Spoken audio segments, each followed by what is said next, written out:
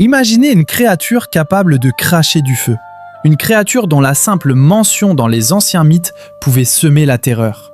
Cette créature, c'est la chimère, l'un des monstres les plus célèbres de la mythologie grecque. Sa première apparition remonte à l'Iliade, où Homère décrit son physique étrange et terrifiant. Selon le poète, elle avait été élevée dans la région de Carie, sous le règne d'un roi mystérieux, et sa seule présence suffisait à inspirer la peur. Plus tard, Hésiode ajoute des détails encore plus inquiétants. La chimère se serait accouplée avec le chien à deux têtes Orthos, donnant naissance à deux autres monstres emblématiques. Le Sphinx, connu pour ses énigmes mortelles, et le lion de Némée, invincible et redouté. Ces créatures ne sont pas seulement des figures mythologiques. Elles symbolisent les forces incontrôlables de la nature et le chaos qui règne lorsqu'aucun héros n'intervient.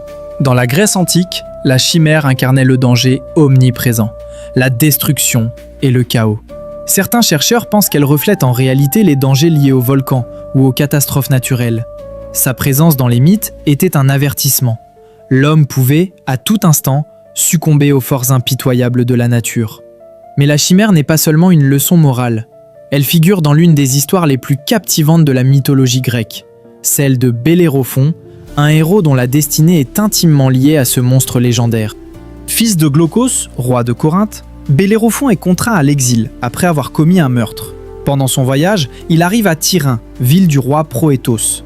Là, un drame inattendu survient. La femme du roi tombe sous le charme du jeune homme et tente de le séduire. Bellérophon refuse ses avances et humiliée, elle l'accuse faussement d'avoir voulu la violer. Dans la société grecque antique, l'honneur était primordial, mais tuer un invité était un acte interdit. Le roi Proétos décide donc d'envoyer Bellérophon chez son beau-père, le roi Iobathès, avec une missive secrète demandant sa mort. Iobathès imagine un plan subtil. Plutôt que de tuer Bellérophon directement, il lui confie une mission presque impossible, tuer la redoutable chimère. La tâche semble insurmontable, car la chimère ravageait la région depuis des années, crachant des flammes et semant la terreur parmi les habitants. Mais Bellérophon n'est pas seul. Avec l'aide divine d'Athéna, qui lui offre sagesse et protection, et de Pégase, le cheval ailé, il se prépare à affronter la bête.